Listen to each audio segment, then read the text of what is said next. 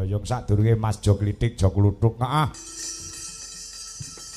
Saka Jakarta sing diganjar karo Gusti Allah nembe ngayahi ya gesang ana ing alam padang ndalah diparingi ana kekurangane ning pasti ada kelebihannya. Oh, ngono ya. Iki ya awit saka dawuhe panjenengane Mbak Santi. Ya. Nalika genduk Sevia kuwi pentas karo aku ana ing Jakarta nalika ana ing Kementerian Pendidikan dan Kebudayaan saha ana ing ngendi kae aku lali ning Jakarta 2 kali panjenengane mirsani ana ing YouTube. Oh, wekasane duweni rasa tresna kelawan genduk Sevia saka Jakarta bengi iki ditekake mrene no. Oh, ngono ya ya heeh. Ya. Sadurunge Mas Jo Klitik Jo Kluthuk kon nembang sik ya heeh. Nduk Sevia insyaallah mengko tanggal 8 ya nyusul awake dhewe meneh. Sapa? Sevia.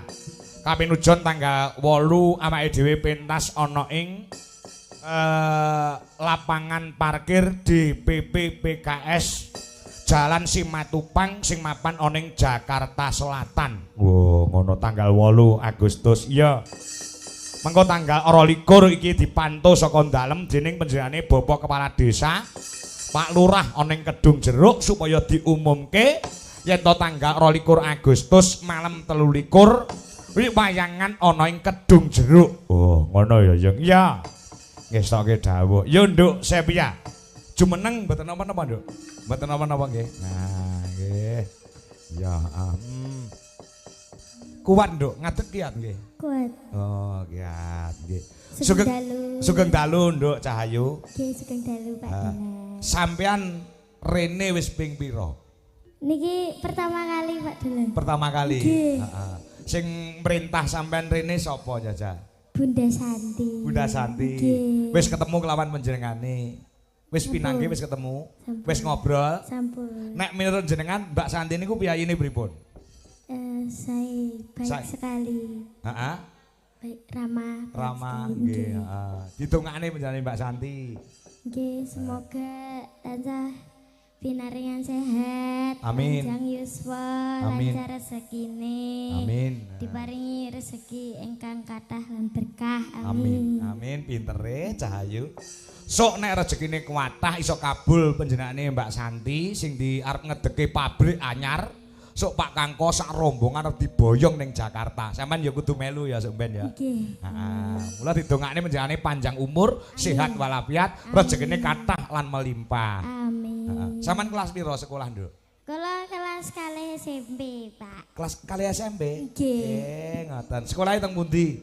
Dan Sekolah Khusus Negeri 01 Tangerang Selatan. Tangerang Selatan. Nggih. Loh, ing ngatasé sampean anak Jakarta. Nggih, leres. Kok iso basa Jawa?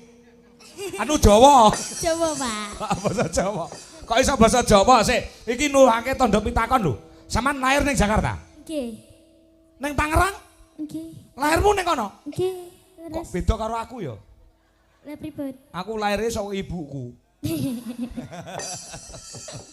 Maksudnya mentu procat ning Tangerang. Dari kecil di sana? Nggih, dari kecil. Sik, kok iso basa Jawa tata krama karo wong tuwek basa. Ngono ki le ngajari sapa? Orang tua. Oh, bapak kali ibu. Nggih. Bapak ibu napa Jawa asline?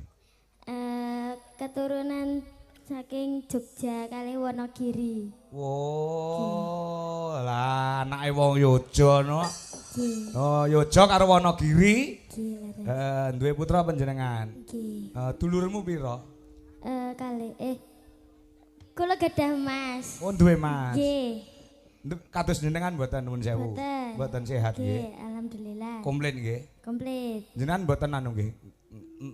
Lek takon ki angel pancen. Nggih, boten napa-napa. Mboten napa-napa nggih. Mboten Mboten menyinggung nggih. Boten napa. Jenengan mboten rumangsa pripun nggih gelo terus anu kok namung setunggal ngoten niku napa mboten?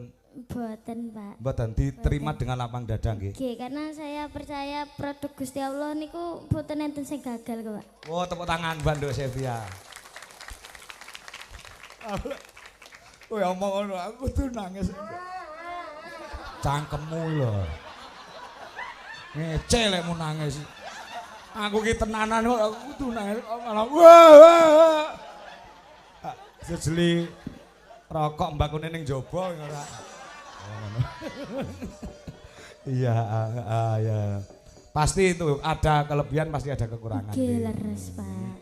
Tidak ada rasa menyesal nggih. Boten Nggih, siap. Hebat. Kamu harus tetap semangat. Mbak Santi mensupport kamu luar biasa. Nggih, matur sembah nuwun Bunda pangestunipun. Nggih. Sampeyan arep nembang apa bawa sik sithik Apa ndang bawa? Pedang kuning. Udang kuning. Nggih. Permanukan. Nggih. Nah, nggih. Saged nggih. Saged. Saged nggih. Mboten kesel jenengan ngatik ngoten niku. Boten, Pak. Nek kesel lenggah ra apa-apa lho, Nduk. Boten napa-napa. Mboten napa-napa. Biasa, nggih. Oh, pun biasa nggih. Nggih. Lho ta anakku ta kaya ngono lho, Dik Sivia. Nah, iki Mbak Yumu anake Pak Nggih. Kangko, Mbak Mbak Tata. Wis tau ketemu to? Sampun. Ning Jakarta kan ta? Nggih, sampun. Iya, iya. Jajal, tak pengen krungu suaramu, Nduk. Nadyan wujud emong paksi. Luar biasa. Sampeyan anu nduk-nduk Sepia, kok beda karo nalika pas ning Jakarta ya? Sampeyan lek macak lek dandan tik bengi iki tik ayu tenan. Sing dandani sing macaki sapa? Kula sing nyangguli Mbak Niken Salindri. Mbak Niken sing nyangguli. Nggih. Weh, ngono Ken? Weh, luar biasa. Tresno karo Sepia kamu ya. Nah, luar biasa. Layak tek ayu men. Kok beda karo dhisik, cuman sing nyangguli Mbak Niken, ngono Ken? Nggih, Pak. Oh, nyapa kok mau sangguli? Kan biasane Dek Sepia. Sepia niku kan kalih enten sing nyangguli niki wau berhubung kalih ibuke mawon, ibuke kan kesusahan. Ya. Makanya kula bantu sekedhik-kedhik nggih mboten saged bantu akeh-akeh nggih bantu nyangguli. Oh, ngono. Nggih. Tresna karo Sepia ya. Nggih. Matur nuwun sanget nggih Mbak Niken pangestunipun. Heeh, cantike ya ampun. Kula ta Pak matur sembah nuwun nggih Pak. Kuwi sing cantik nek kowe biasa kan. Maksudnya wis biasake kuliner roh ngono lho. Nggih Pak. Ora nek kowe cantik luar biasa. Ayo Cahayu. Gawe taline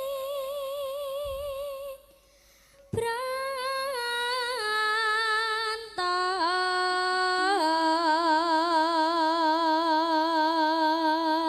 Nah, iki Pak Lurah ya lenggah, Pak Lurah. Pak Camat mundur punan. Sampun. Nah, kayak Pak Lurah munggur Pak Lurah mriki. Nggih, sungkem kula Pak Lurah. Nggih. Dadi sing nguasani desa Munggur kuwi penjane Pak Lurah. Pirsa asmane mboten? Pak Supar. Pak Supar. Supar. Nggih, Su ki piyayine Sumeh. suwe. Ya ta? Seneng sederekan, seneng seduluran. Nggih. Nah, par ki tegese pariwisata. Kaya bis ae. Nah, ayo terus pamerno karo Pak Lurah karo warga kene ya. Nembang lanjut. Nah. Nano Alus manis tur ati.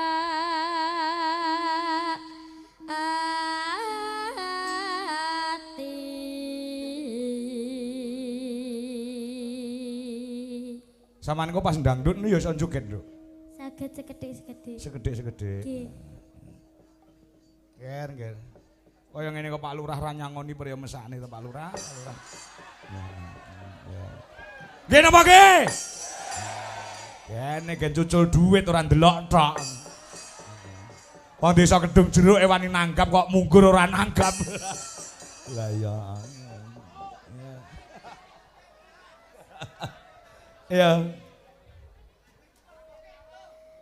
Sawengkan kula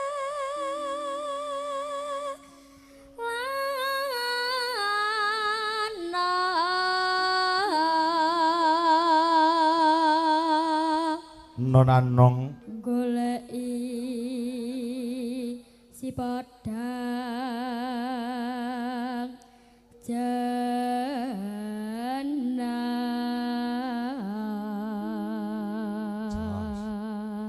Bapak seniman lho, Nduk. Boten, Pak. Bapakmu ora yoga, Boten. senes dalang. Senen. Ibumu mesti sinden. Boten. Lho kok sampean iso nyinden? Oke, kula remen kesenian, kula pengen nguri-nguri kebudayaan Jawi, Pak. Wah, luar biasa, Cahayu. Kene ketake sangune kok ngene Pak Lurah teko kene dolan ngene. Ha. Kala. Saking pundi, Pak? Mbak Binca. Pak Lurah. Lah nggih. Oke, matur nuwun sanget. Nggih, sembah nuwun. Pak Lurah Pak Supar sing maringi. Oh, siap. Terima kasih, Pak. Nggih. Mugi berkah nggih, Pak. Berkah barokah. Amin. Mugi rezekine tansah pinaringan lancar. Amin. Somben gelungamu rada cilik, Nduk. Lah mono kegedean kudu ngeblak ngene lho sampean. Aku wedi lek ngeblak ngene wae lah. Nah, sing cilik kaya susu manuk kae lho. Nah, ngono lah, patek kabotan. Ning mboten kabotan nggih. Biasa nggih. Mboten. Mboten. Saya sing nyangguli Mbak Niken Salindri. Nggih. Iya, luar biasa ya. Luar biasa. Gandeng sing apa jenenge sing nyangguli sampean ki Mbak Niken Salindri. Mbak Niken Salindri kan artis mendunia. Nggih, leres. Nganti 7 dina aja dicopot. Ya. Terus dinggo terus pokoknya Niken Salindri. Golek petuk karo wong ra mau copot to, Nduk. Eman-eman iki sing darani Mbak Niken Salindri ngono ya. Heeh. Iya. Ibu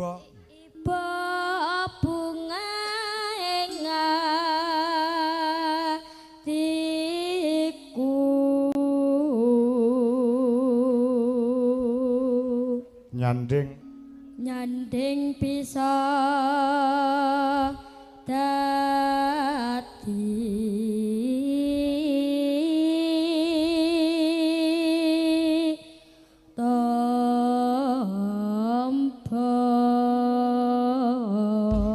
sedaya kemawon tepuk tangan buat Nduk Sepia yang hebat. Nggih. Napa, Bu?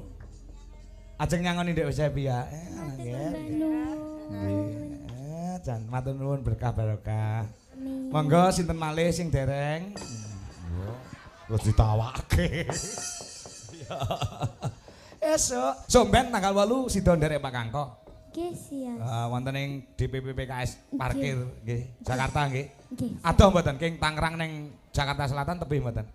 Lumayan kan. Lumayan nggih. Lumayan. Sing penting semangat untuk nguri-nguri lan nglestareke budaya juga mengembangkan bakat yang kamu miliki. Pangestunipun Pak Kangka. Oke, siap. Nggih. Nah, esuk ya. Esuk awan ning omah wis ora krasa.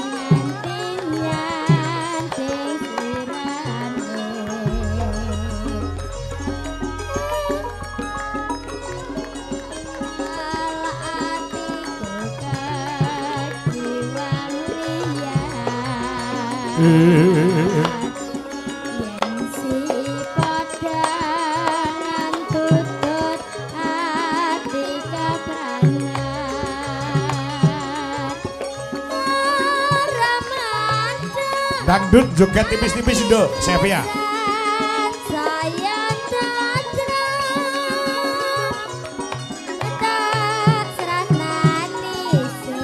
Oh,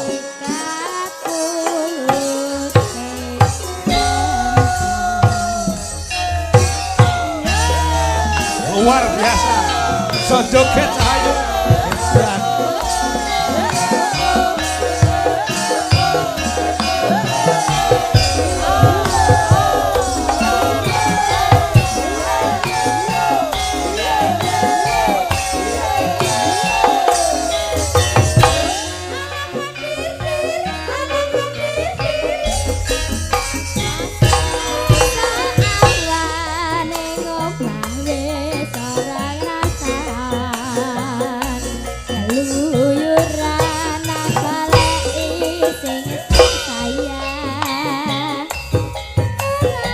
Mas Tarno Tania Jaya.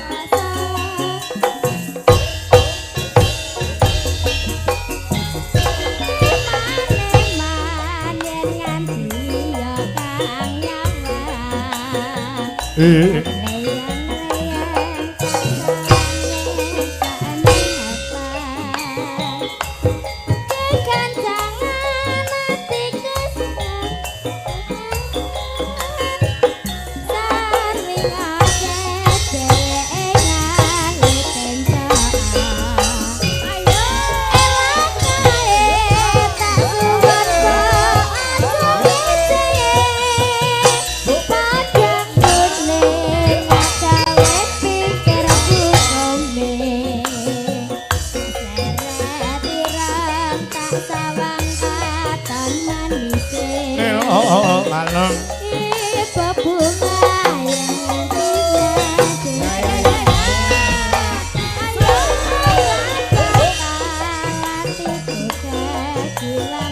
Anak terakhir, terima kasih.